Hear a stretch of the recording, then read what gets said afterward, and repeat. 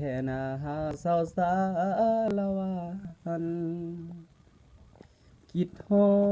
ดแท้เด้หอยยิ้มหวานหวานน้องนั้นคิดฮอดสาวสาละวัน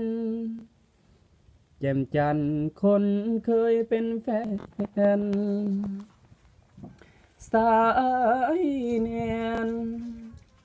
ให้เกี่ยวคือลำวงลาวเกี่ยวกันเนาะเฮาให้คือลำสาละวันตุ้มเปอตุ้มเปิงยามซึ่งลำวงเข้ากันสายแนนให้มีใจมันเกี่ยวกันคือลำวงลาว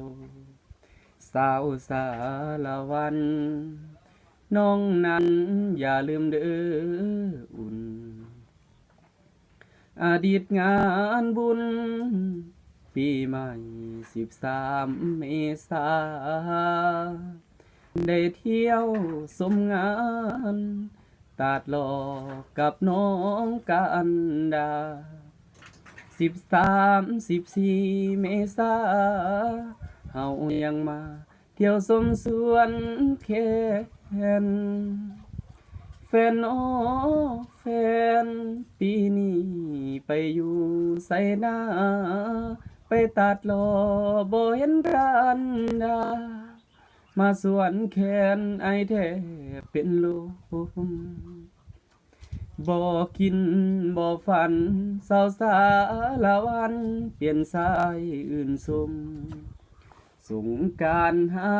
กอายเลยลมตอมตุมอยู่ที่สวนแคน